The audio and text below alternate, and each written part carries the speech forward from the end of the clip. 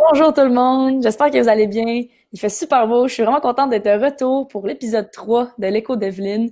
Aujourd'hui, ça va être super intéressant. On va recevoir Félix Saint-Denis dans pas long. Après ça, on va écouter l'épisode 3 de la série documentaire, qui est vraiment un bon épisode que moi, personnellement, j'ai vraiment aimé. En plus, je suis dedans, mais là, je suis un peu plus vieille encore. Fait qu'on voit mon évolution. C'est quand même cool à regarder. Puis, juste pour commencer aujourd'hui en intro, je vais parler un peu plus de ma fierté à moi en tant que francophone. J'ai beaucoup parlé de ma fierté autochtone, métisse, mais là, c'est surtout de parler de comment je me suis développée peut-être en tant que franco-ontarienne, en tant qu'artiste, si je peux dire à 18 ans, si je peux me dire artiste. Puis c'est surtout si je fais genre la ligne du temps, ça serait vraiment à cause des affaires que j'ai fait au secondaire. Fait que si vous êtes des élèves du secondaire ou qui s'en allaient au secondaire, profitez-en pour vrai pour vous impliquer dans des activités parce que moi, c'est comme ça que j'ai rencontré tellement de monde. C'est comme ça que je me suis fait plein de contacts. Tu sais, Philippe Doucet qui fait les lives aussi pour le réveil, c'est un ami à moi que je sais que plus tard, c'est certain qu'on travaille ensemble sur des spectacles d'humour. Il y a plein de monde comme ça, Mylène Levert, il y a plein de monde que je m'entends super bien avec eux, que j'ai rencontré grâce à des activités. Fait que mettons, j'aurais comme exemple la FESFO que j'ai fait, les Jeux franco-ontariens, ça c'est quelque chose que j'ai vraiment aimé qui m'a permis de rencontrer plein de francophones. Il y a aussi le concours LOL, qui est vraiment quelque chose de magnifique. Moi, je l'ai fait pendant 4 ans. À chaque année, je devais écrire un numéro d'humour de 5 minutes. Puis c'est tellement une belle expérience de juste se forcer à écrire quelque chose, à vouloir choisir de quoi on parle, de faire un numéro sur ce qu'on veut. Moi, j'ai fait un numéro sur les micro-ondes, j'ai fait un numéro sur ma mère, j'ai fait un numéro sur l'agriculture. Fait que tu parles de qu'est-ce que tu veux en français, tu fais des blagues, puis le fait de présenter ça devant un public, puis de recevoir de la formation, honnêtement, je pense que moi, ça m'a beaucoup aidé dans la vie à être moins gênée, à faire des meilleures présentations orales, à pouvoir faire des lives en ce moment, tu sais. Fait que c'est surtout grâce au concours-là que je pense que je me suis développée comme ça. Puis après ça, il y a les tournois d'impro, il y a la folie, il y a la ligue, la LIPS, qui est une ligue d'impro secondaire. Fait que c'est toutes des choses comme ça qui m'ont permis de m'améliorer, je pense, puis de vivre ma francophonie. C'est quelque chose que je suis super fière. Puis ben là, le grand début, je pense, de mon amour pour la scène, c'est l'écho d'un peuple. Parce que quand t'as 4 ans, puis tu fais des spectacles, puis à tous les soirs après un spectacle, tu vois la foule qui se lève puis qui t'applaudit, ben c'est sûr que quand t'as 4 ans, tu fais comme waouh, je veux vivre ça tout le temps. Tu sais, moi, c'est vraiment ça. C'est là que j'ai commencé à avoir la piqûre. Je me souviens tellement bien de voir ça. Puis pendant le méga spectacle, il y a le salut final. Puis là, quand tu baisses tes bras à la fin, en arrière, il y a plein de feux d'artifice dans le méga spectacle. Fait que je me rappelle en tant qu'enfant, là, je regardais entre mes jambes pour essayer de voir les feux d'artifice en arrière. Puis je trouvais ça tellement cool. C'est fou, là, tu fais un spectacle, il y a des feux d'artifice en arrière. Fait que c'est vraiment là que ça a commencé mon envie de faire des spectacles parce que c'est tellement de la belle énergie, c'est de l'adrénaline, se faire applaudir, de savoir que tu as fait quelque chose, que tu as fait rire, tu as fait pleurer les gens avec l'art. Fait que moi, c'est vraiment comme ça. Puis là, je voulais vous montrer un petit extrait, c'est 2 minutes, qui montre vraiment c'était quoi le méga spectacle, parce qu'il y a des gens, ou peut-être si vous êtes au secondaire, vous avez peut-être pas eu la chance de voir le méga spectacle. Fait que c'est vraiment une belle façon de voir comment c'était vraiment grand comme spectacle, comment que il y avait tellement d'artistes, il y avait tellement de bénévoles qui jouaient, c'est vraiment impressionnant. On va regarder ça, puis après on va pouvoir parler avec Félix Saint-Denis, c'est le grand créateur en chef, c'est le directeur artistique de tout ça. Il va pouvoir nous parler du méga spectacle, puis ensuite on va pouvoir parler avec lui de l'épisode. Fait que on va regarder des petits extraits, puis après on va se parler.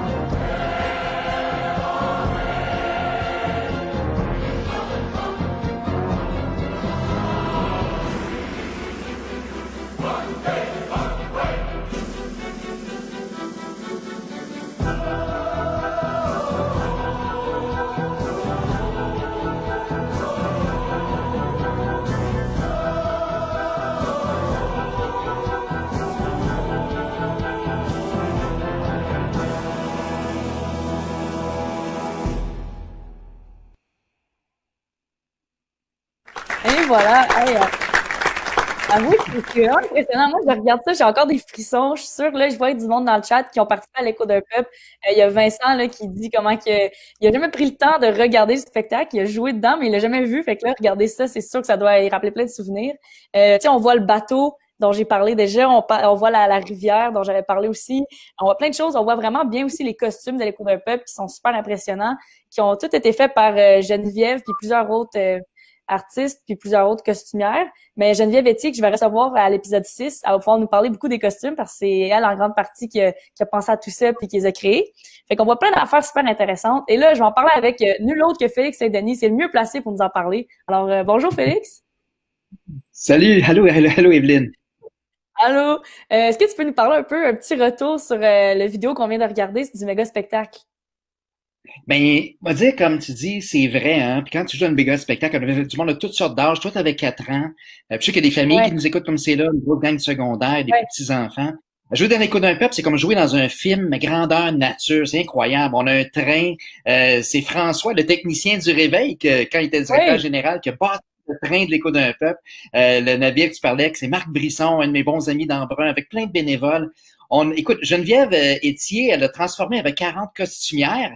Elle a transformé Mhm. 12 kilomètres de tissu en 2700 costumes.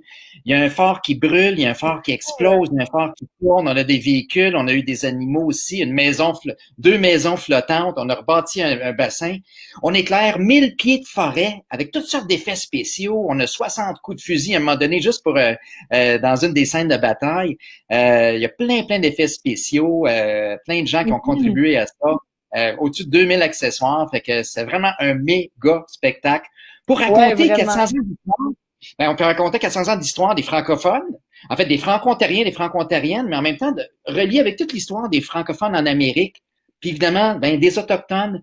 Puis en lien aussi, on comprend que ça fait longtemps qu'on a des liens avec des gens de partout à travers la Terre aussi. On va d'ailleurs Ouais. en parler dans l'épisode d'aujourd'hui plus tard, hein. Ouais. Ah, c'est vraiment impressionnant, là. Moi, ça me rappelle des beaux souvenirs, juste regarder ça. Puis, mettons, toi, Félix, en tant que ton titre, c'est directeur artistique, on peut aussi appeler ça un créateur en chef. Ça serait quoi ton rôle dans tout ça dans l'écho d'un peuple? Ben, en fait, c'est ça. C'est que le directeur artistique, normalement, c'est que tu donnes une direction artistique, c'est-à-dire que voici Mhm. la couleur, la saveur que ça peut ressembler. Je jouais le rôle aussi de créateur en chef, dans le sens, j'avais Ouais. plein de monde, beaucoup des bénévoles, que ce soit Carole Pagé aux accessoires. Il y avait ben, Carole Mire qui a fait toutes les premières mises en scène du temps du méga Ouais. spectacle. Regarde, puis là, je te nomme des noms, t'en oublies 20, là, et 30 et beaucoup. Donc, moi, c'était vraiment d'essayer de coordonner tous ces gens-là, mais emmener en même temps aussi d'emmener l'esprit, parce que j'ai travaillé avec Lise Paiement comme co-auteur, tu as parlé avec Brian Saint-Pierre la semaine dernière pour justement le côté musical, qui a écrit ça comme de la musique de film. Mhm. Puis il faut dire d'un peuple, ben c'était aussi, moi mon travail, c'est aussi de répondre aux rêves de Alain Dagenet. Alain Dagenet, c'est un gars qui est créatif, mais c'est pas un artiste, c'est un ingénieur, c'est un monsieur d'Embrun qui, après la crise du verglas en 1999, tout le monde dans la région de l'Est, là, ils ont manqué de l'électricité pendant 5, 6 semaines, puis ils ont décidé de travailler ensemble. On a découvert la beauté quand nos villages travaillaient ensemble, qu'on avait beaucoup de solidarité, les Franco-Ontariens.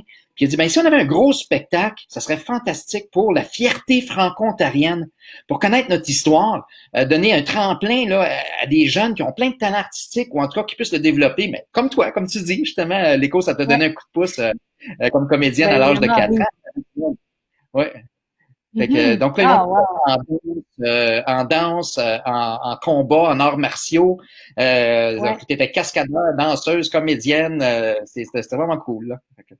Mhm. Ouais, vraiment. Puis après ça, fait que le méga spectacle, ça a duré 4 ans. Puis après, l'écho de peuple a fait Ouais. plein d'autres affaires. Est-ce que tu peux nous parler un peu de 5 ans? Moi, j'étais dedans pendant 4 ans, Oui, c'est ça. c'est ça. Fait que pendant 5 ans, ça a duré. Puis après ça, l'écho de peuple, ça a pas arrêté là. Tu sais, vous avez fait beaucoup de tournées dans les écoles. Moi, je me rappelle, vous étiez venu à mon école primaire. Il y a eu des camps Ouais. culturels auxquels j'ai participé. Il y a la série. Fait que tu peux nous parler un peu plus de toutes ces affaires-là qui sont venues après aussi? Ben oui, avec le méga spectacle, on avait au-dessus de 550 comédiens qui avaient joué 4 Wow. générations. Ça veut dire, mettons, là, que Mettons que t'as 12 ans, t'as 15 ans, puis ben, c'est comme si toi tu joues là-dedans, tes parents, tes grands-parents, puis même peut-être ton arrière-grand-mère. Donc tout le Mhm. monde jouait en famille beaucoup là-dedans. C'était très populaire. C'est comme un gros camp d'été pour tout le monde. Puis on commençait nos répétitions Ouais, depuis le mois de janvier. Mais par la suite, après la fin du méga spectacle comme tel, on a commencé à promener le spectacle partout, de deux façons. ouais, On faisait des mini-échos, comme tu parlais, dans les écoles. On continue toujours. D'ailleurs, une des raisons qu'on fait cette émission-là, qui est aujourd'hui en 2020, ben, c'est à cause de la crise du virus, le COVID-19. C'est notre façon un ouais, petit peu de poursuivre la tournée autrement, parce que grâce au ministère de l'Éducation, à tous les conseils scolaires, les 12 conseils scolaires en Ontario, au printemps 2020, présentement, on avait une tournée qu'on était supposé de faire dans les écoles. Puis ça, c'est parrainé, entre autres, par le Conseil scolaire de district catholique de l'Est de l'Ontario, le oui, CSDCO. Puis c'est une façon différente d'animer plein de monde dans leur maison en attendant. c'est Mais on sait ça. que ces belles émissions-là, ça va servir pour la suite. Donc, on a fait des spectacles dans les écoles.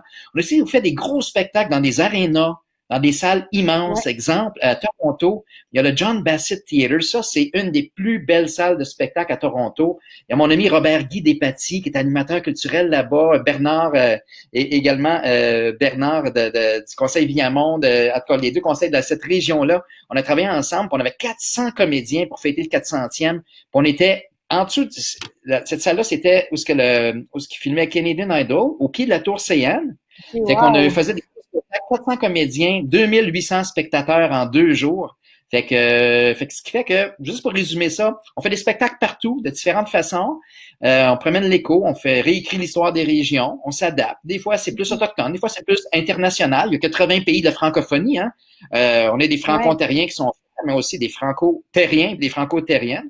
Fait qu'on est déjà rendu, Evelyne, à plus que 32 000 personnes qui ont joué dans un spectacle de l'Écho d'un peuple. Ça, c'est majeur. wow. Puis, ben, plus de C'est 350 000 impressionnant. spectateurs. C'est bien du fun. Mhm. Mais ce que je trouve beau aussi, c'est quand on va dans les écoles avec l'éco faire des spectacles, c'est que les jeunes participent au spectacle, ils jouent des rôles dedans, fait qu'en même temps, c'est comme une façon de faire leur cours d'histoire en même temps, puis ils sont dedans là. Moi, c'est ça que j'aimais, c'est de voir des jeunes qui des fois sont pas tant intéressés par l'histoire, puis là tout à coup ils sont dans le spectacle, puis là ça les intéresse beaucoup plus. Fait que c'est vraiment une bonne façon, je trouve, de le faire. Mhm. C'est vraiment cool. Absolument. Puis Oui, tu le vis, tu sais, ben, regarde, c'est des scènes regarde, moi, c'est pas compliqué. Quand j'étais petit, là, chez nous, je me rappelle, quand j'avais 12 ans, 10, 11, 12 ans, je jouais tout le temps. On avait le plaisir de jouer après, j'ai grandi entre Hawkesbury puis Châtellonneau, puis ouais, on était en campagne chez nous. Fait qu'on jouait aux mousquetaires, aux cowboys et aux Indiens. On disait ça les Indiens dans ce temps-là. On dirait plus ça mhm. aujourd'hui. On jouait à toutes sortes de choses. Ben, regarde, aujourd'hui, je me suis créé mon emploi pour continuer à jouer, puis C'est avec ça. ben des moyens, puis ben du monde. Fait que c'est le fun. C'est ça.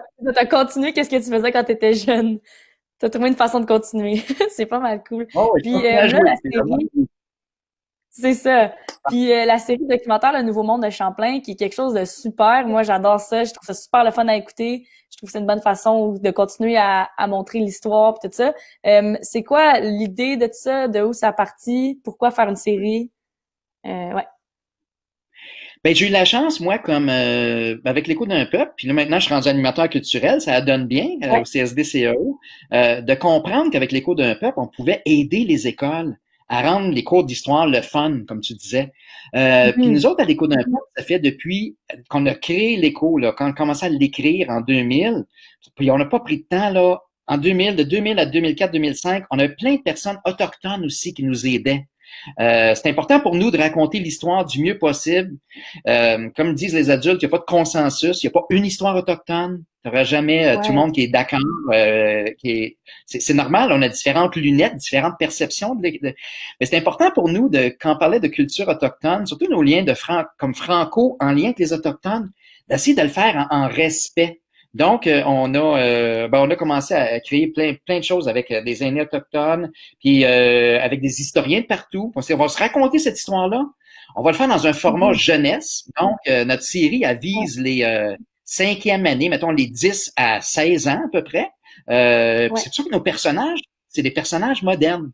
Puis je peut-être juste parler, je te relance la balle, peut-être juste parler de ton personnage, parce que ça te ressemble Oui. beaucoup. Toi, Julie, qui essaie Oui. de découvrir ses ancêtres autochtones, puis je sais que toi, même en faisant le tournage, en faisant nos camps, je te lance Ah, la ben balle, oui. justement. Comment ça t'a aidé à Ben découvrir oui, quel genre de questions tu posais? Puis, ben, j'ai vraiment appris plein de choses. Moi, c'est grâce à la série documentaire que j'ai appris plein de choses sur ma propre culture à moi. C'est fou. Fait que tu sais, je suis tellement contente d'avoir pu faire ça. Puis ça m'a permis aussi d'aller à plein de camps culturels de l'écho d'un peuple. Tu sais, il y en a plein pendant l'été. C'est super le fun. Puis moi, j'ai été allée à Penintangochine 2 étés de suite pour faire ça. J'en avais fait un à De La Salle aussi. Puis dans ces camps culturels-là, c'est ça qui est super beau, c'est qu'on rencontre plein de monde, puis on rencontre aussi des artistes autochtones. Tu sais, on avait rencontré, sûrement que Félix, tu peux me rappeler ces noms-là, là, mais il y avait des gens qui venaient nous montrer des chants autochtones. Il y en a plein des chants que je m'en rappelle encore. Puis des fois, dans la série, il y en a, puis là, je m'en rappelle, puis je dis, ah oui, ces chants-là, je m'en rappelle, ils m'ont resté dans la tête.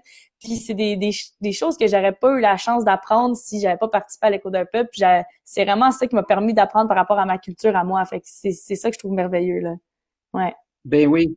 Ben, c'est ça. Puis c'est bien important pour nous, autant qu'on est chanceux du côté franco-ontarien, on connaît des historiens fascinants. Du côté Mhm. autochtone, il y a même un défi, hein, à cause des pensionnats pour Indiens, les pensionnats Ouais. autochtones, dans le fond, les écoles, où ce qu'on allait arracher les enfants de chez leurs parents pour essayer des assimiler. Ça veut dire leur enlever leur langue, leur enlever leur fierté. On voulait plus qu'ils parlent en algonquin, supposons, en Anishinaabe-Morin, ou qu'ils parlent en Mohawk, par exemple. Puis, ben, regarde, c'est pour ça qu'on fait ça un petit peu de notre façon pour réparer, pour découvrir la beauté Ouais. des cultures autochtones. Puis, l'effort des pionniers, des explorateurs, on voit ça en 5e année. 6e année, c'est l'histoire du Canada.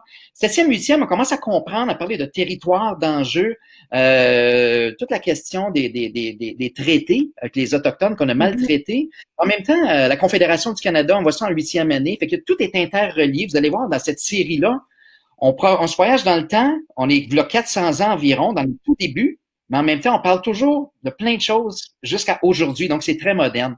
Ce qui est cool, si tu Ouais. me permets, c'est que les personnages qui Vas-y. racontent l'histoire, c'est Julie, ça c'est toi dans le fond plus jeune, puis elle existe pour le Mhm. vrai, c'est Julie Pignon, elle travaille au centre de l'amitié Ottawa, c'est un centre autochtone à Ottawa, ça c'est la version de toi plus vieille, mais c'est son vrai nom à elle. C'est ça. Puis Kundera, c'est un gars pour le vrai qui a grandi à Castleman, qui lui, il a une maman canadienne-française, puis un papa qui vient d'Afrique. Puis on fait des liens Mhm. parce qu'avec Champlain, il y avait déjà des explorateurs avec lui qui venaient d'Afrique aussi, là, qui étaient ses interprètes. Que ce soit Ouais. Mathieu Dacosta ou autre, c'est quand même intéressant. Fait qu'on est dans leurs yeux.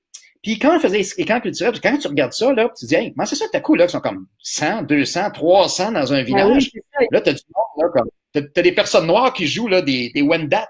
Comme, c'est pas normal, là, c'est Ouais. pas, ben, ce que c'est dans vos yeux des personnages. On fait semblant que c'est Julie puis Kundera. Ils se posent des questions sur d'où est-ce que je viens, moi? C'est qui mes ancêtres? Puis j'ai plusieurs ancêtres, j'ai plusieurs sources, j'ai peut-être de la parenté autochtone, j'ai peut-être de la parenté en Afrique, j'ai peut-être. Puis ça, là, on porte en nous tous nos ancêtres. Puis donc, dans le fond, c'est un petit Mhm. peu on est dans les yeux. C'est comme imagine si tout le monde de ton école, là, tu vivais dans un grand village autochtone ou dans un grand village en France, comme on va voir au début de l'épisode 3. On joue à faire à semblant, parce qu'évidemment, on aurait aimé C'est ça, ça avoir, oui. on recrée les Mais ça villages. aurait Ben, été dans cool. l'épisode 3 là, on va voir une grosse scène de village, là.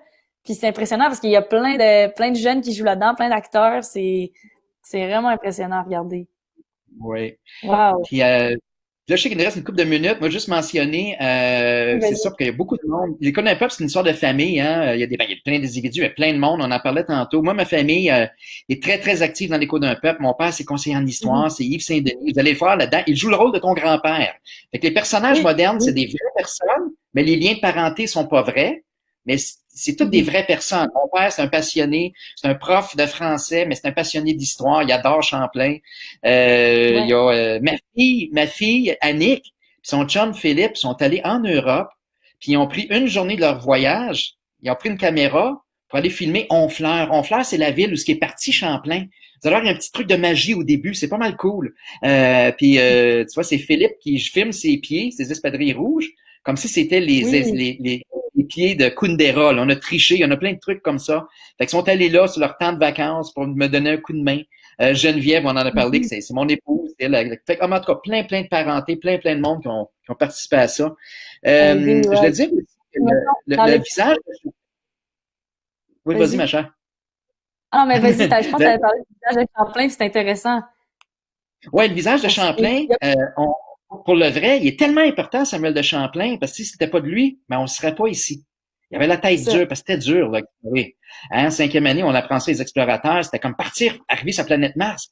Mais Samuel de Champlain, pour le vrai, autant qu'il est important, on n'a aucune idée à quoi il ressemblait. C'est pour ça qu'on voit jamais Ouais. son visage complet. Il y a même 7 personnes qui ont joué Champlain dans notre Mais ma série. sœur l'a joué. Euh, C'est oui, super je drôle. sais, Ma sœur, elle l'a fait à dans les cheval. Le personnage de Champlain à cheval, c'est ma sœur avec genre un suit d'hockey pour avoir l'air un peu plus bâti. C'est vraiment drôle. oui, Il y a plein de monde ben qui ont joué, là. exactement. Ben oui, puis plein de monde. Puis à un moment donné, moi, dans mon voyage au Mexique avec Geneviève, on n'a pas d'argent. Hein, on avait de l'argent pour faire des camps, mais pas pour faire des Mhm. voyages. Fait que dans mon voyage personnel, à un moment donné, c'est vraiment drôle. Vous allez voir, il y a un petit flashback là-dedans. Champlain est sur le bord de l'océan, là, puis il tient son fusil, puis là, il a horreur de la guerre, puis il est mélangé, c'est plus trop.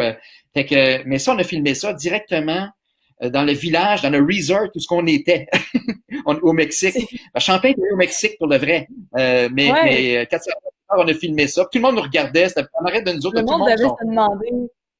Oh, ils sont tous là. Ils sont tous là avec avec leur jus là, puis étendu sur la chaise, ça pour se faire griller. Puis regarde, c'est qui le gars qui a l'air un peu fou, habillé comme l'ancien temps, qui se goroche dans l'eau. Puis Geneviève est en train de me filmer. Fait qu'on a filmé Ah, des drôle. villages mayas dans le premier épisode, que Champlain a tout vu ça. Fait que c'est vraiment, vraiment fun. Ouais. L'autre chose que je veux Wow. mentionner avant qu'on débute, c'est un gros merci à Christian Pinon. Christian, Mhm. On le voit dans l'épisode. c'est un métis, en fait. Il y a plusieurs origines. C'est un voyageur authentique. On va le découvrir. L'Écho d'un peuple, on a accentué notre apprentissage des cultures autochtones en même temps que Christian il a découvert. Lui, c'est un franco-ontarien. Il savait qu'il y avait des ancêtres Mhm. autochtones, mais mais en faisant des expéditions en canot, tout ça, il a découvert un peu tout. Et grâce à lui, on a appris plein de choses. Christian nous a présenté plein d'aînés. Tous nos costumes, en fait, nos habillements, nos accessoires, nos chants, tout ça, on a vérifié avec les Premières Nations pour que ça soit fait en respect du mieux possible, parce que même eux, ça peuvent pas deviner exactement ce que leurs ancêtres chantaient toujours, Ouais. exactement à quel moment. Mais c'est fait de bon cœur, c'est fait avec un souci d'être authentique, ça veut d'être le plus vrai possible, puis, mais surtout, pour ouvrir les yeux, pour ouvrir le cœur, c'est pour ça qu'on a fait cette série-là. Mhm. Ouais, exactement. Ben là, il nous reste 1 minute avant d'aller écouter l'épisode 3. Félix, veux-tu nous faire juste une petite intro pour nous expliquer qu'est-ce qu'on va voir, peut-être c'est quoi les choses importantes dans cet épisode-là, puis après on va l'écouter, puis à la fin, on va revenir ensemble pour pouvoir en parler un peu. Excellent, Evelyne. Ben, tu vois, regarde, dans l'épisode 1, on a découvert c'était qui Champlain qui a grandi en France, c'est allé au Ouais. Mexique, un petit peu partout. Il cherche une route vers la Chine, hein, c'est ça son objectif, puis il rêve de créer une nouvelle France. Dans l'épisode 2, c'est son premier voyage, qui part dans le fond, il revient à Québec, puis il monte jusqu'à Pembroke aujourd'hui. Le chef Tessois, puis il retourne de bord parce qu'il veut protéger son territoire. C'est important, ça. On vit un village algonquin, non cédé, puis on le comprend dans Mhm. l'épisode 2, on va le revoir dans l'épisode 3. Mais on commence en France, vous allez voir, on a filmé ça à Sainte-Marie-aux-Hurons en réalité, ça c'est dans le bout de Midland, près de Penetang. Ensuite de ça, on va être en canot, on va remonter l'Outaouais jusqu'au Nipissing, c'est dans la région de North Bay, Sturgeon Falls, jusqu'à la Première Nation Nipissing. Vous allez les découvrir dans l'épisode 5. On fait cette aventure-là dans le temps. Vous embarquez avec nous autres dans le canot, dans les bottes de Samuel de Champlain, dans les mocassins d'Étienne Brûlé, qui nous amènent à découvrir Ouais. les peuples autochtones. Fait que l'épisode, ça s'appelle Le Grand Retour sur la Kitchissippi. Parfait. Bon, on va écouter ça, puis à tantôt tout le monde.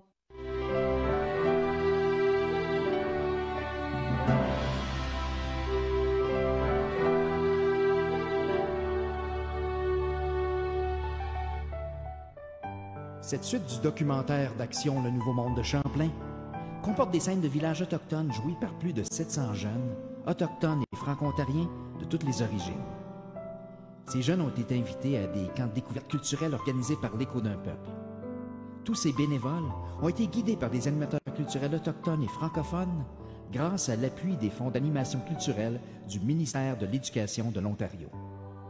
Le tournage s'est déroulé entre autres à Sainte-Marie au pays des Hurons, ainsi qu'au musée Huronia à Midland, à la communauté Garden Village chez la Première Nation Nipissing et au village Scanadot, véritable trésor à découvrir dans le sud-ouest de l'Ontario. Nous tenons à remercier les nombreux partenaires qui ont appuyé ce grand projet, ainsi que ceux qui en assureront son rayonnement dont l'Assemblée de la francophonie de l'Ontario. Cette web-série a été produite avec des moyens modestes, faisant appel au talent et à la générosité de jeunes vidéastes et au désir profond des artisans de l'Écho d'un peuple de partager la grande rencontre culturelle entre deux mondes. Pagayant la même route qu'a suivi Samuel de Champlain, plongez avec nous dans la quête de notre identité collective. Qu'on vienne d'ici ou d'ailleurs, le Nouveau Monde de Champlain, c'est notre histoire.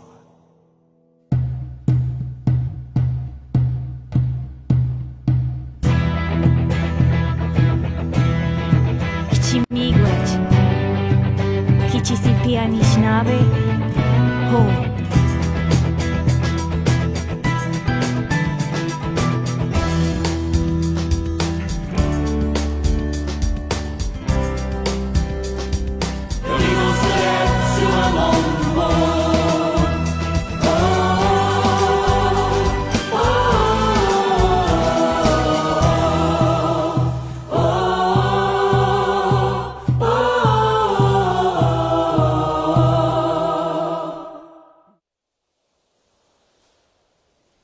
La Grande Bleue, l'Atlantique, le chemin vers un continent méconnu, voilà 400 ans où Samuel de Champlain rêve de fonder un nouveau monde, une nouvelle France. Voilà 17 000 ans, des solutréens venus du sud de la France auraient traversé l'Atlantique plusieurs fois aller-retour par un pont de glace et en canot. Depuis des temps immémoriaux, les anciens racontent que nos ancêtres autochtones viennent du sud de l'Amérique. Le peuple rouge a voyagé sur le dos de la grande tortue vers le nord. Et l'ADN des Ojibwés prouve qu'ils ne viennent pas de l'Asie. Ils auraient plutôt des liens de parenté en Europe. Donc, on voyageait déjà au-delà de l'océan voilà des milliers d'années. Mais quelle est donc mon histoire? Si je porte en moi l'esprit de tous mes ancêtres, qui suis-je? J'ai des ancêtres Anishinaabe, dont les Mi'kmaq et les Nipissing, et j'ai aussi du sang Huron-Wendat. Mais qui étaient tous ces gens? Comment vivaient-ils? Et quelles valeurs ont-ils partagées avec mes autres ancêtres qui sont venus de France? Souvent, mon esprit se met à rêver. J'imagine ce que ce serait si tous mes amis et moi, on voyageait dans le temps voilà 400 ans, tous ensemble. J'imagine ce qu'on aurait l'air si tout mon village était transformé en ancien village autochtone. De nos jours, des milliers de Canadiens voyagent vers la France en quête de leur origine, pour essayer de mieux comprendre leurs racines. Ils traversent à leur tour la Grande Bleue vers le pays de leurs ancêtres. Moi, comme plusieurs autres, j'ai des racines dans différents coins de la Terre. C'est pas toujours facile de chercher son histoire, de découvrir les différents morceaux de notre identité. On devient une espèce de détective qui mène la plus fascinante des enquêtes. Comme me l'a dit mon père Bernard en plein voyage quand j'étais plus jeune, pour savoir où tu vas, il faut savoir d'où tu viens. Il faut se poser plein de questions et être ouvert à toutes sortes d'indices. C'est le carrousel de la vie. C'est pour ça que, chaque année, la ville de Honfleur accueille des milliers de touristes. Se promener dans les rues d'Honfleur, c'est un peu comme remonter dans le temps, même si cette ville a bien changé. C'est souvent à partir de Honfleur que pêcheurs et explorateurs ont fait voile vers le Nouveau Monde. Visiter Honfleur, c'est un peu comme marcher dans les bottes de Samuel de Champlain, voilà 400 ans.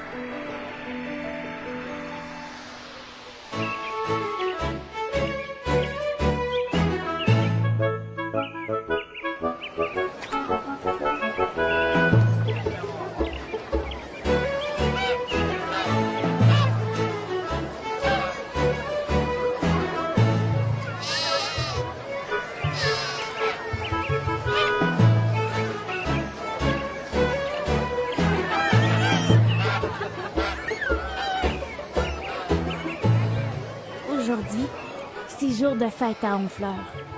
Demain matin, Samuel de Champlain et son équipage s'embarqueront pour la Nouvelle-France à bord du navire Saint-Étienne, dirigé par le bon vieux capitaine Pont-Gravé. Ce sera le 7e voyage de Champlain vers le Nouveau Monde, un monde plus humain, qu'il essaye de redessiner avec ses yeux d'artiste. Champlain a une pensée pour Hélène, sa jeune épouse, qu'il a laissée chez les sœurs à Paris. Il lui a promis de l'amener en Nouvelle-France lorsqu'elle sera majeure. Champlain souhaite poursuivre sa remontée de la Kichisipi, la grande rivière des Outaouais, pour explorer les mers intérieures dont on lui a tant parlé. Il espère encore trouver plus à l'ouest une mer qui mène vers la Chine. Mais ce deuxième voyage au pays d'en haut, l'Ontario, sera très mouvementé. Voilà 2 ans, le chef Tissouat l'avait obligé à rebrousser chemin. Pour poursuivre ses explorations, Champlain sait qu'il devra remplir sa promesse, aider les Algonquins et les Hurons à faire la guerre aux Iroquois. Or, la cour du roi de France connaît tellement de problèmes qu'elle aide à peine Champlain avec ses explorations et son rêve de bâtir une Nouvelle-France. On ne lui a pas accordé de soldats pour la compagnie. De plus, les marchands de la compagnie de la Nouvelle-France ne cherchent qu'à s'enrichir avec la traite des fourrures. Chacun de ces marchands sont obligés de fournir 6 familles de colons, mais aucun d'entre eux ne le fait. Sans colons, comment peut-on bâtir pays? Au moins, Champlain a obtenu le droit d'emmener des missionnaires pour évangéliser les Autochtones. Il a recruté 4 missionnaires récollets, dont un prêtre qui adore l'aventure, Joseph Le Caron. Des religieux. Ce sont pas eux qui vont faire des enfants, mais peut-être plusieurs nouveaux enfants de Dieu. Champlain pourra enfin travailler avec des gens pour qui l'argent ne passe pas avant le bien-être des Autochtones. Il est convaincu que ces missionnaires faciliteront la bonne entente entre Français et Autochtones et qu'ils réussiront à convertir ces derniers en catholiques. Champlain connaissait sans doute encore mal la force des croyances des Premières Nations. C'est ainsi que, le cœur rempli d'espoir, Samuel de Champlain se prépare à repartir vers sa Nouvelle-France. Mon grand-père Yves m'a expliqué que Samuel de Champlain n'avait pas beaucoup de choix que d'aller aider ses amis Wendat et Anishinaabe à faire la guerre aux Iroquois Onontaguet et Oneliut. Ces Iroquois, encouragés par les Hollandais qui leur achetaient des fourrures, venaient attaquer de plus en plus ses amis autochtones. Champlain devait protéger le commerce des fourrures et conserver l'amitié de ses alliés. Il était nécessaire de les assister, tant pour les obliger à nous aimer davantage que pour moyenner la facilité de mes explorations.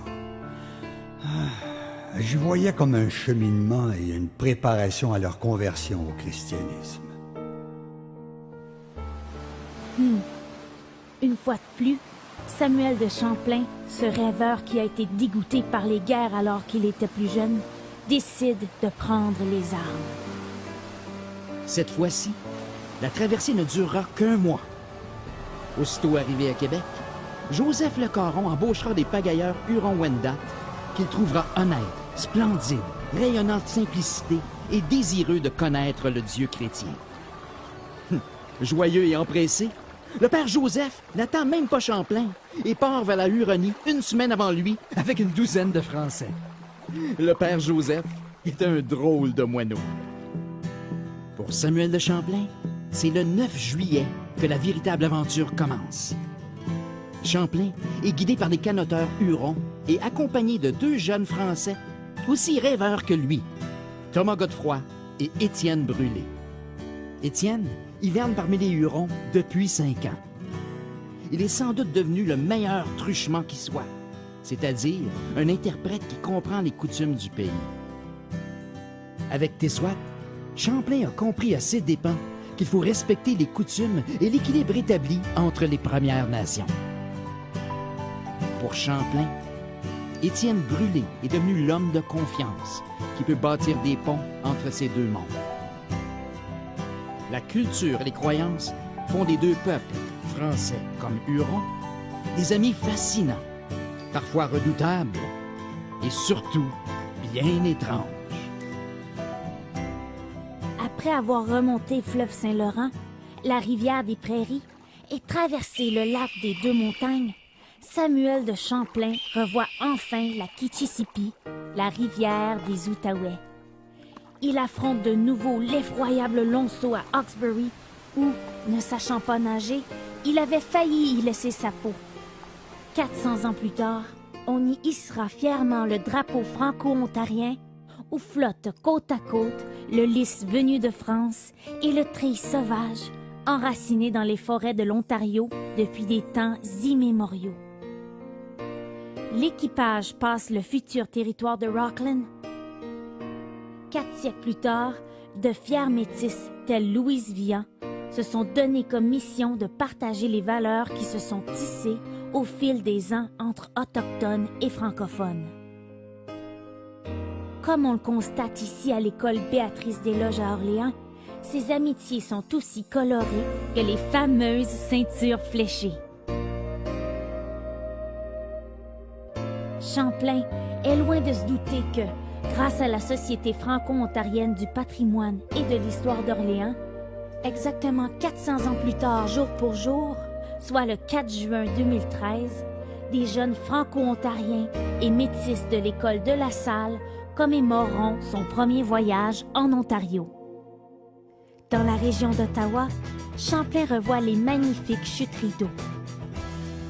De nos jours, des visionnaires franco-ontariens, aussi créatifs que Champlain, ont créé un amphibus pour raconter cette histoire et celle d'Étienne Brûlé au grand plaisir des touristes. Et, à la veille du solstice de chaque été, sous le regard rêveur de la statue du père de la Nouvelle-France, les francophones et francophiles des deux rives de l'Outaouais célèbrent leur fierté au populaire festival franco-ontarien.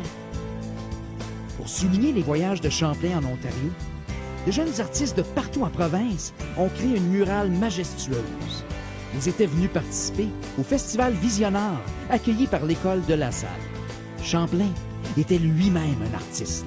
Et les jeunes artistes franco-ontariens se regroupent grâce à de nombreux tremplins, tels le festival Quand ça nous chante, le festival de théâtre-action, les Jeux franco-ontariens ou le populaire tournoi d'impro La Folie.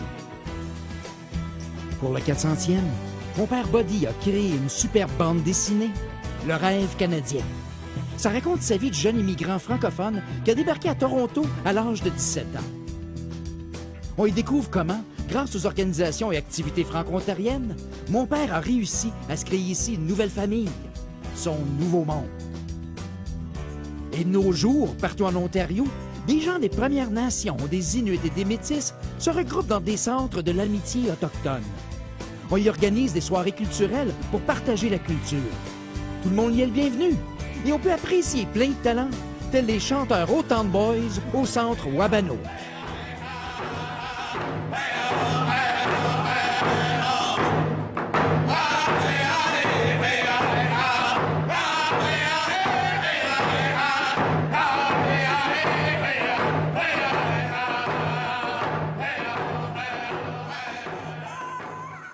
Champlain assiste sans doute à nouveau au rituel aux chutes chaudières. Mais jamais il aurait cru qu'un jour, les hommes auraient réussi à capturer le dieu des eaux troubles pour en faire jaillir sa foudre, l'électricité. Poursuivant sa route, Champlain refait inévitablement le portage au lac du Raz-Musqué. Nous passâmes tant par terre que par eau, un pays désagréable, rempli de sapins, de bouleaux et de quelques chênes, avec force rochers et en certains endroits un peu montagneux. De nos jours, l'astrolabe que Champlain aurait perdu en 1613 près de Cobden est entré dans la légende, au grand plaisir des touristes comme des familles qui campent sur sa piste. Champlain arrive à l'île aux Allumettes près de Pembroke. C'est l'île du fameux Tessouat. Cette fois-ci, là où son dernier voyage avait échoué, Champlain peut poursuivre sa route sans problème. L'île était-elle déserte? Les Algonquins étaient-ils partis par crainte des Iroquois? Tessouat a-t-il laissé passer Champlain pour ne pas causer de conflit avec les Hurons ou parce qu'il s'en allait les aider à faire la guerre à l'ennemi iroquois? Dieu seul le sait, ainsi que le grand Manitou. Toujours est-il qu'aujourd'hui, à Pembroke, comme ailleurs en Ontario, Le nom de Champlain résonne partout là où il est passé. Son fameux astrolabe continue de faire jaser les historiens. C'est à n'en perdre le nord. L'organisme touristique Direction Ontario a même créé le fascinant Circuit Champlain.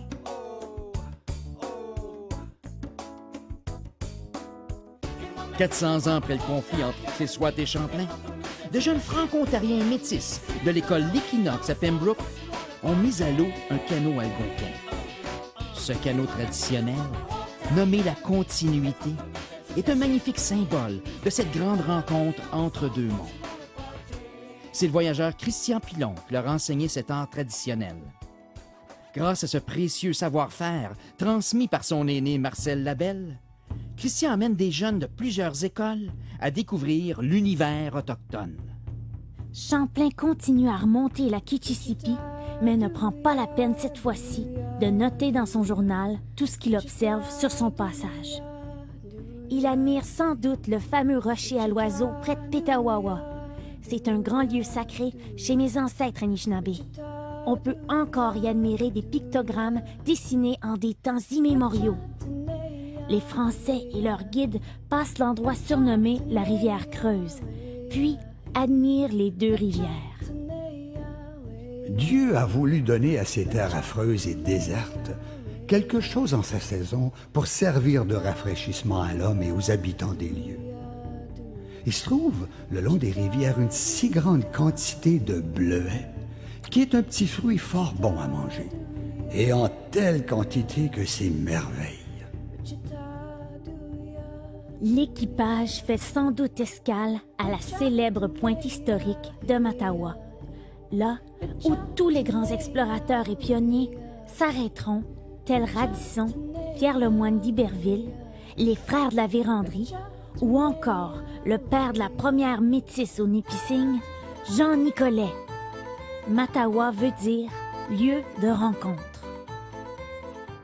De nos jours, toutes sortes de voyageurs s'arrêtent encore dans cette petite communauté franco-ontarienne pittoresque, entourée d'un décor enchanteur.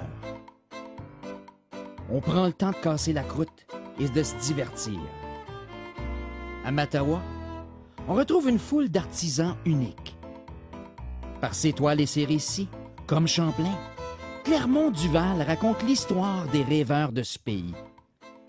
Cet artiste rend un hommage vibrant au canot, aux traditions canadiennes-françaises, comme à la nature. C'est aussi à Mattawa qu'a grandi le métis Marcel Labelle. Tout comme son père Roger, Marcel fabrique des canots d'écorce algonquin traditionnels. Marcel se promène dans les écoles partout en Ontario et il initie les jeunes à cet art précieux. On l'a surnommé Mahigan, c'est-à-dire le loup. Marcel se sert surtout du canot d'écorce comme outil d'enseignement pour faire découvrir la culture Anishinaabe. Pour lui, le canot, c'est le véhicule qui a uni nos ancêtres. Sa fille Jannick, qui habite Chapleau dans le nord ontarien, poursuit cette tradition à sa façon dans les écoles comme avec ses propres enfants.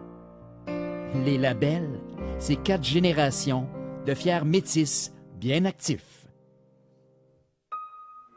À partir de Mattawa, la grande rivière des Outaouais prend sa source encore plus au nord, s'élargissant pour former le fameux lac Témiscamingue. Des personnages gigantesques y séjourneront, tels le jeune Pierre Lemoine d'Iberville. 400 ans après Champlain, la dynamique troupe de voyageurs et comédiens de l'Association de canot-camping du lac Témiscamingue redonne vie à plein d'histoires de ce coin de pays. Depuis une centaine d'années, cette région est habitée par de nombreuses familles franco-ontariennes venues y cultiver la terre.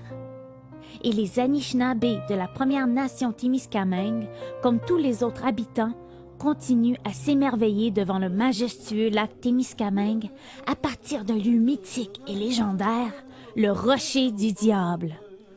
Au lieu de continuer vers le Témiscamingue et vers le nord, l'équipage a quitté la grande rivière des Outaouais pour emprunter la rivière Mattawa qui mène vers l'ouest. vers le pays des Hurons et sans doute vers la Grande Mer de l'Ouest que Champlain avait admirée à partir de Panama. Laissant la dite rivière des Algonquins, nous passâmes par plusieurs lacs où les sauvages portèrent leurs canots. Sur la Mattawa, le chef des Français traverse un territoire qui portera son nom, le parc provincial Samuel de Champlain.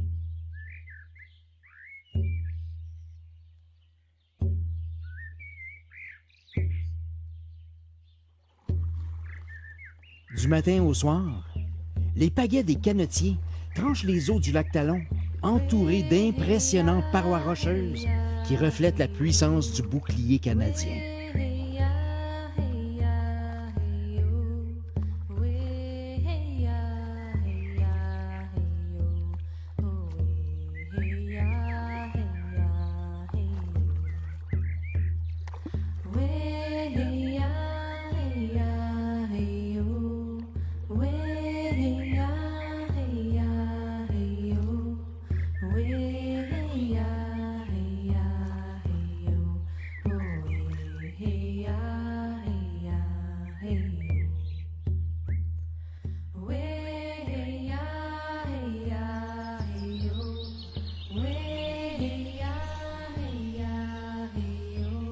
Puis, menés par leur valeureux guide Huron-Wendat, les Français franchissent le portage Talon.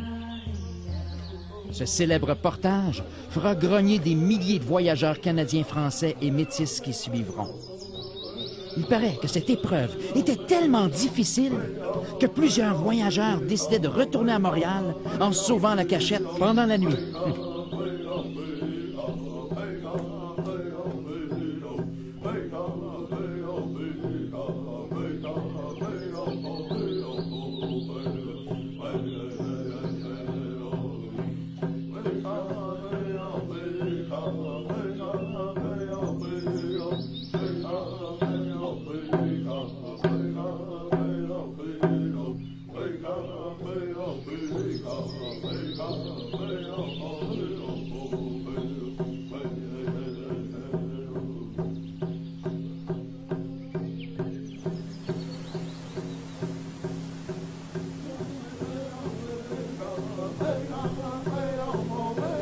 Au sommet du portage Talon, on prend une minute pour admirer la nature. Le paysage est à couper le souffle.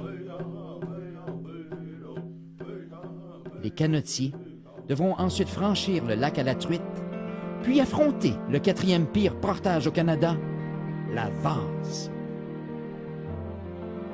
L'équipage arrivera bientôt au lac Nipissing. C'est dans cette région qu'on bâtira la ville de North Bay avec des écoles aux noms symboliques tels Héritage et Algonquin. C'est aussi tout près de cette ville que naîtront en 1934 les petites franco-ontariennes les plus populaires au monde, les quintuplés d'Ionne. 4 siècles après l'arrivée de Champlain au Nipissing, on fêtera en français dans de véritables franco-cités telles Verner et Sturgeon Falls. C'est d'ailleurs autour de la rivière aux Esturgeons que grandiront des artistes qui changeront tout le courant de la culture franco-ontarienne en créant la coopérative artistique du Nouvel-Ontario, Cano. Oui, avec Cano, on est tous dans le même bateau.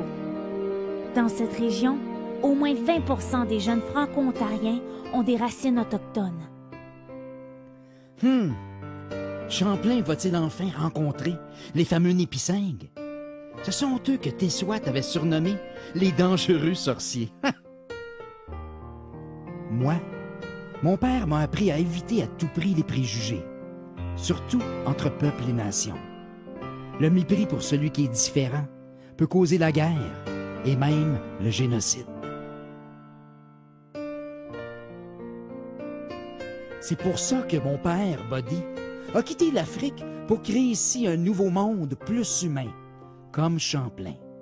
Il bâtit des ponts entre cultures avec l'Assemblée de la francophonie de l'Ontario et avec l'Union provinciale des minorités raciales et ethnoculturelles francophones. Comme Champlain, mon père est un immigrant qui a décidé de bâtir notre avenir. Ah, faut pas penser que Samuel de Champlain était parfait. Au contraire. Dans ses écrits, Champlain réagit parfois avec une attitude tellement supérieure envers les Autochtones qui l'ont accueilli, nourri, guidé et même sauvé. Des fois, on dirait qu'il se prend pour un père de famille qui pense savoir ce qui est mieux pour ses enfants naïfs. Il en est même méprisant, surtout par rapport à la religion. C'est un grand dommage que tant de pauvres créatures vivent et meurent sans avoir la connaissance de Dieu, et même sans religion ni loi. C'est le 26 juillet et l'équipage arrive au lac Nipissing. Étienne y croisera-t-il des amis ou des ennemis? Samuel de Champlain pourra-t-il amadouer ces dangereux sorciers? Les Nipissing laisseront-ils passer les Français? C'est ce que nous saurons la prochaine fois.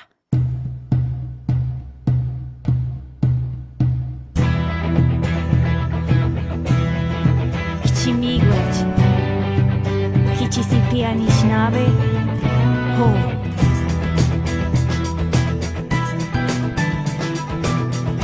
L'Acadie à la mer Vermeille, du fleuve géant à la mer du Nord, au pays d'en haut, plein de merveilles. Je crois en toi, on nous plus fort. La 400 ans, ce pays, toi le rêveur plus accueilli, nourri, guidé par des peuples fiers, montant ensemble la grande rivière.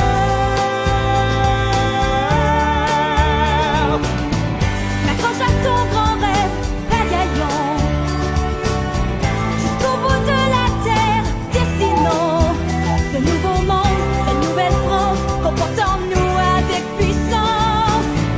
Ils sont devenus mes rêves, ma passion. Sur tout le sol brûlé, cultivons un jardin d'idéaux, un monde plus beau. Le rideau se lève sur un monde nouveau.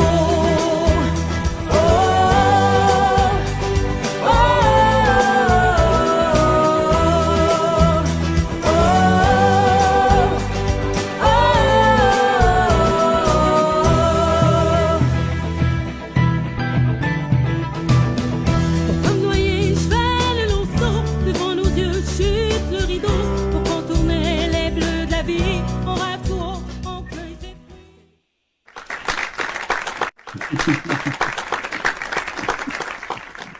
Et voilà, c'est l'épisode 3. Un vraiment bel épisode, pour vrai, là. Super intéressant. Puis, Félix, c'est intéressant parce que là, dans le prochain épisode, on s'en va au Nipissing, c'est ça? Puis, est-ce que tu veux peut-être parler un peu avec l'invité que je vais recevoir la semaine prochaine? Elle va beaucoup pouvoir nous en parler. Je sais pas si tu peux me parler un peu d'elle, mais je la connais pas tellement. Il va falloir que je l'appelle pour pouvoir en parler avec elle. Ben, tout à fait. Je sais que tu as eu la chance de la rencontrer, justement, vous avez la chance de vous rejaser, parce que vous étiez vus il y a 6 ans de ça, hein, comme vous étiez les deux, quand vous aviez à peu près 13-14 ans. Ouais. C'est Andrea Goulet. Andrea, c'est une fière franco-ontarienne. Sa maman, c'est une franco-ontarienne métisse de la région de Sturgeon Falls, mais qui est mariée avec un Ojibwe, la Première Nation Nipissing. Fait que la famille Goulet nous a invités pour le prochain épisode à venir pour la première fois de l'histoire de la réserve, de la communauté de la Première Nation Nipissing, à tourner, à faire un tournage direct là. Fait que c'est quand même pas mal phénoménal. C'est la première fois qu'elle a accueilli une caméra. On était 97. C'est Andrea qui était toute jeune, qui est rendue tellement fière. Elle était déjà, mais qui a grandi dans sa fierté autochtone, le plein de rêves. C'est une grande ambassadrice. Elle a fait un hommage à Shannon Coustachin aussi. Elle va vous en parler amplement. Fait que, à ne pas manquer, comme on voit de plus en plus de rencontres dans des grands villages autochtones avec des yeux là d'explorateurs français. Exactement. Fait que ça va être mardi prochain à 13h, même chose. Puis là, ça va être avec Andrea. Ça va être super intéressant. Moi, j'ai hâte de parler avec elle. Pour vrai, je vais l'appeler avant pour pouvoir prendre ses nouvelles un peu puis voir de quoi on va parler. Mais j'ai vraiment hâte de reprendre contact avec elle parce qu'on s'est vu il y a 6 ans, mais ça fait un petit bout. Fait que j'ai hâte de parler avec elle.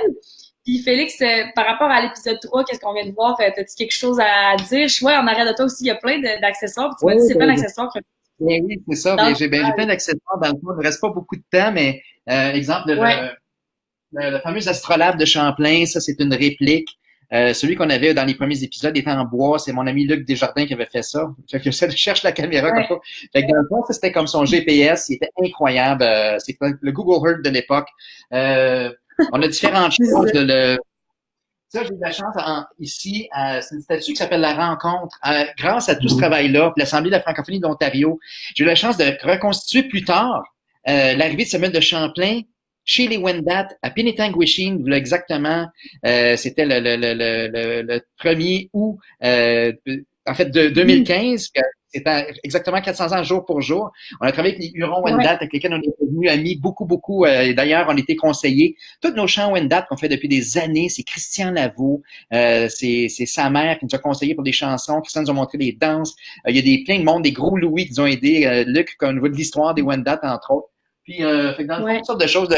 Le chapeau qu'on s'est servi, que j'ai emmené avec moi en vacances au Mexique. Puis peut-être quelque chose d'important, je pense. C'est important de fouiller nos racines de nos familles. Tu sais, pose des questions à tes parents, à tes grands-parents.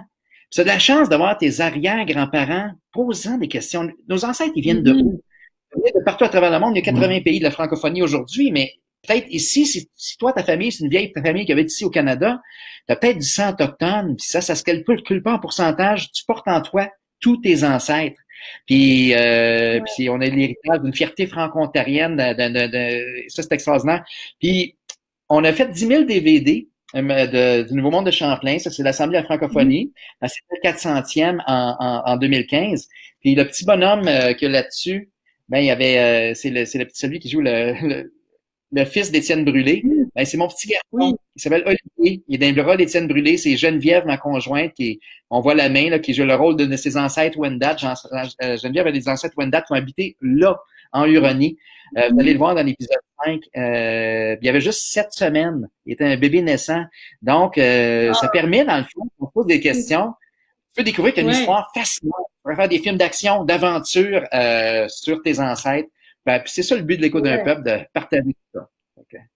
C'est ça, de piquer un peu la curiosité puis d'essayer d'aller voir un peu là-dedans puis tout ça. Puis des fois, en tout cas, tu sais, dans mon cas, j'en avais parlé, mais ça a été un peu compliqué parce que il y a beaucoup de familles qui ont un peu de honte, des choses comme ça. Mais ça vaut la peine de poser des questions, de s'intéresser, profitez-en pour poser des questions. Même ma grand-mère, à Noël, j'y posais plein de questions, puis elle m'expliquait qu'elle a grandi sur une ferme, puis à 18 ans, j'ai appris des nouvelles choses sur ma grand-mère. Fait qu'il y a juste posé des questions, c'est tellement intéressant. Puis là, en ce moment, profitez-en, appelez vos grands-parents, appelez votre famille, puis posez-leur des questions, c'est super le fun.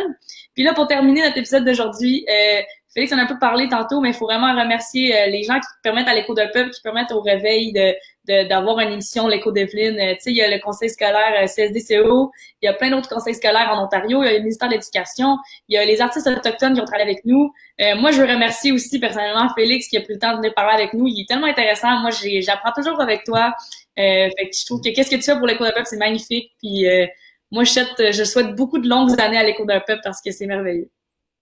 Ben, on fait ça tout en bout de ligne pour, là, je parle comme un petit vieux de 53 ans, là, puis je suis grand-papa aussi, d'une belle petite fille qui s'appelle Maëla, mais on fait ça pour dans le fond, pour nous tous, puis c'est un héritage, hein, que tu viennes d'ici ou que tu viennes d'ailleurs, comme le père, n'en parle Kundera, puis son père, qui est mon ami Buddy, qui est comme un gars qui aime tellement parler de francophonie mondiale.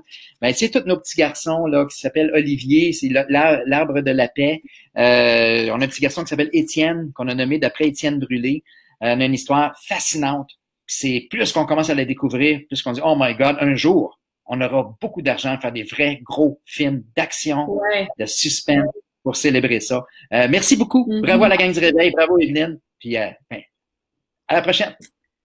Bye bye tout le monde, à la prochaine. On se voit mardi prochain à 13h.